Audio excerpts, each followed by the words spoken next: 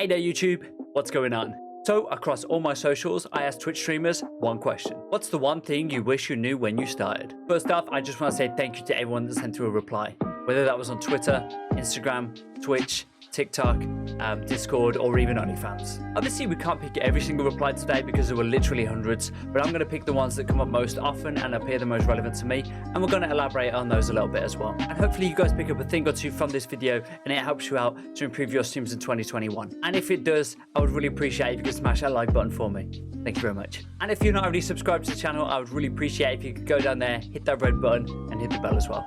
And I pretty much let chat ask me anything when we stream live on Twitch, Monday to Friday, 7 PM UK time. I'll leave all the links in the description for you guys below. Without further ado, let's get into the first one.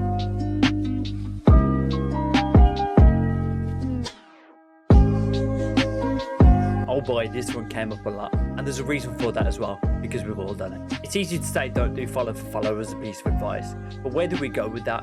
What does that actually mean? So when you are starting out, you do need to follow some people, and it kind of helps if they follow you back. It's that simple. But we've been over this a few times. The best way to do that is make sure that it doesn't end with a follow. You go and check out their content, make it a healthy visit when you go and see their content, and just basically turn the follow for follow mantra into making friends. So yes, if somebody follows you, don't be afraid to follow them back, because everyone ends out here saying don't do follow for follow, and make it worth your while. Only follow them back if you think their content is worth checking out and you're going to make a healthy visit and you actually think that's someone that you can genuinely connect with on this platform. So when people say don't follow for follow, I feel what they really mean is just don't get carried away with the numbers on your Twitch and your Twitter and stuff like that, because at the end of the day, they don't really matter. It's about creating engagements and a connection with your audience, no matter how big that is.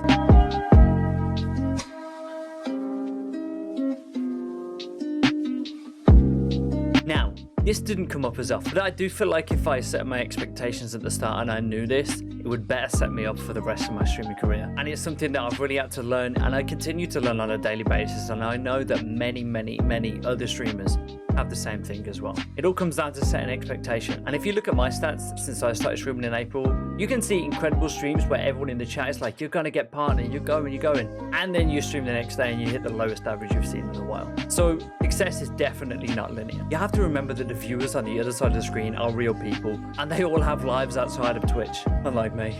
So you have to expect there's going to be lots of highs and lots of lows. So going back to these stats here, you can see that the main trajectory is upwards, which is fantastic, but there's still been weeks and days in there where we've hit the lowest average and chat hasn't been flowing as well, and just things haven't been going right. And honestly, now that I've learned more about that mentality, I actually embrace that as well. Because the way that I see it, the fact that you can go down in average, and there are quite a few downs with streaming, honestly to me, that just makes the highs so much better, and the achievements so much better, and hitting milestones so much greater. And now I've learned to really enjoy celebrating those wins. So I feel like it's really important to get into your mindset that it's not all going to be up, and up. And when you do have those 4, 5 out of 10 days, even the 1 out of 10 days, just think it's okay. We need the bad days to realize how good the good days are.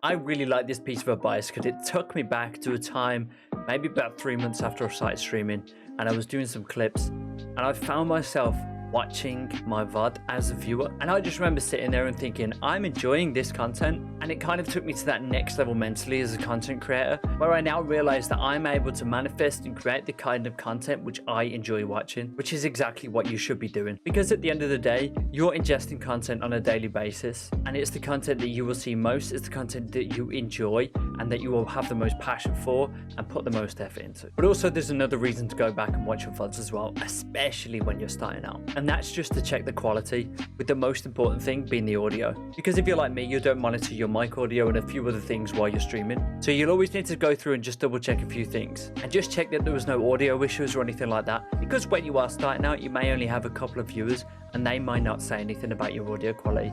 So you could do a 4 or 5 hour stream with absolutely terrible audio, something that you could have fixed in the first couple of minutes. And then if you don't go back and check that, you will just continue streaming until finally someone points it out, which could actually be weeks. Another reason is something that I picked up at the start of this as well.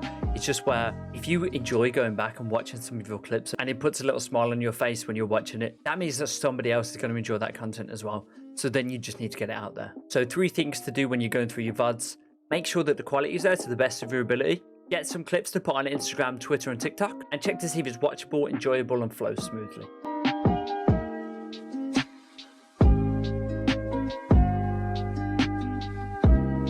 Okay, so this one came from quite a few different sources. This came from a few streamers that have been in a long time and done a lot of research. And it's also come from a few streamers that haven't been in it too long as well. You can assume that this is a good piece of advice from across the board. Don't make it rain too early. This goes for both physical and virtual things as well. So if we start on the virtual aspect of it, when you're starting a Twitch channel, you need things like panels, emotes once you get affiliate, you know, backgrounds, logos, and it's really easy to get caught up in small streamer Twitter and get all these graphics artists messaging you and go ahead and splurge on emotes, overlays, logos, transitions, and all the sparkly stuff that comes with it. And before you know it, you've done all this before you even know if you like streaming or not. And honestly, I think it takes a little while longer before you know if you like streaming or not. You have to give it a good chance. And in the beginning, you should be really focusing about developing yourself as a content creator and yourself as a streamer and being comfortable in front of the camera, not worrying about little things like the overlays, the emotes and stuff like that. Yeah, sure, they look nice, but they're not the be all and end all. You don't want to go, and you also don't want to be in the mindset where I've spent this much money, I need to make it back now. Twitch should never be about money when you're starting out. And there's plenty of free overlays, emotes and graphics out there.